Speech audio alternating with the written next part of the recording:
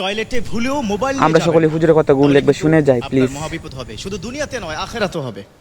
টয়লেটে ভুলেও মোবাইল নিয়ে প্রবেশ করবেন না। আপনারা অনেকেই বর্তমান সময় ফ্যাশন মাশাআল্লাহ, মানে মোবাইলকে স্ত্রীর চাইতেও বেশি প্রাধান্য দিচ্ছেন, ঠিক কিনা? বিশেষ করে ইয়াং জেনারেশন প্রয়োজনে জীবন দিয়ে ফেলবো কিন্তু মোবাইল লাগবে আমার, আছে না নাই? সমাজে প্রবলেমটা কিন্তু আছে।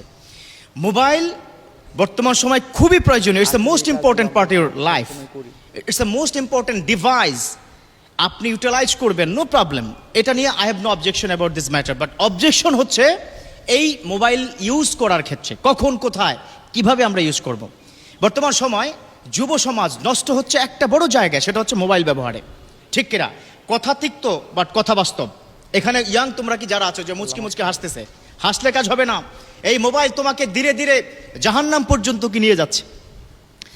আলহামদুলিল্লাহ অনেক ভাইয়েরা আছে যারা মোবাইল ভালো কাজে ব্যবহার করে, মাশাআল্লাহ। এই যে আমি কথা বলি, আমার কথাগুলো তারা শেয়ার করে দেয়।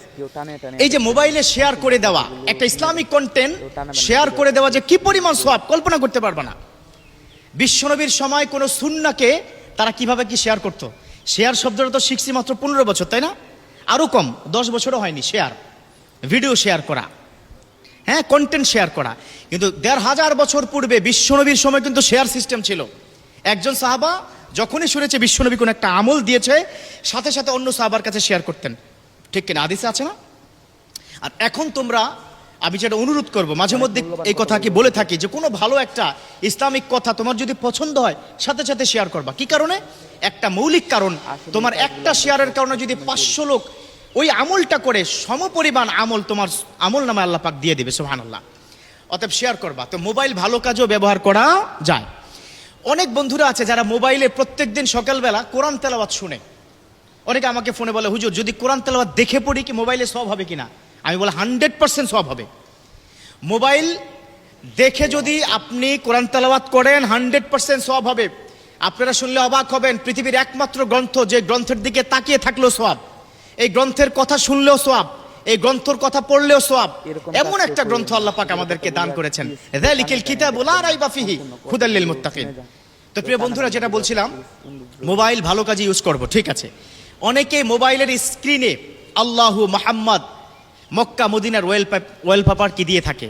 তো আমার যে আজকের বিষয়টা হচ্ছে, যখনই তোমরা ওয়াশরুমে যাবে ওই মোবাইল নিয়ে যদি প্রবেশ করো, কি কি সমস্যা হতে পারে। 1 নম্বর, মোবাইলের মধ্যে ওয়ালপেপার, সেখানে আল্লাহু মুহাম্মদ মক্কা মদিনার ছবি যদি থাকে, এটা অপবিত্র একটা জায়গায় প্রবেশ করলে তোমার মারাত্মক লেভেলের কি গুনাহ হবে, বেয়াদবি হবে। কাবাগরের সাথে বেয়াদবি হচ্ছে, আল্লাহর সাথে বেয়াদবি হচ্ছে, আমি নবী মুহাম্মদ সাল্লাল্লাহু আলাইহি ওয়াসাল্লামের সাথে বেয়াদবি হচ্ছে। সো এটা করা যাবে না। 2 নম্বর, আমরা মাশাআল্লাহ অনেকে মোবাইলে রিংটোন দেই না? সূরা রিংটোন দেই কিনা? দেই না? সূরা আমরা কি রিংটোন দেই? তুমি ধরো টয়লেটে ঢুকলা, টয়লেটের কাজ তুমি করছো, হঠাৎ করে তোমার ফোন মানে কি বেজে আসলো, ইয়াসিন ওয়াল কুরআনিল হাকিম ইন্নাকা লামিনাল মুরসালিন আলা সিরাতিম মুস্তাকিম। কোথায় হলো? টয়লেটের মধ্যে হলো না? টয়লেটের মধ্যে সূরা যদি তেলাওয়াত করা হয়, তোমার প্রতি আল্লাহর গজব পড়ে যাবে। একটা পবিত্র অপবিত্র জায়গায় সবচেয়ে পবিত্র বিষয়টা হচ্ছে। So be careful, listen to me young generation. তোমাদেরকে বলছে, এই ছেলে তোমরা কি কথা বলো কেন? একটু মনোযোগ দিয়ে শোনো। এই যে টয়লেটে ঢুকে যখন সূরাটা তোমার রিংটোন হবে, আল্লাহ বেজার হয়ে যাবে। অথচ যেই সূরা শুনলে আল্লাহ পাক খুশি হয়ে যেত। খেয়াল করেছো? আচ্ছা, 3 নম্বর, তুমি টয়লেটে ঢুকলা, ফোন আসলো, এত জরুরি ফোন, না ধরে আর পারতেছো না।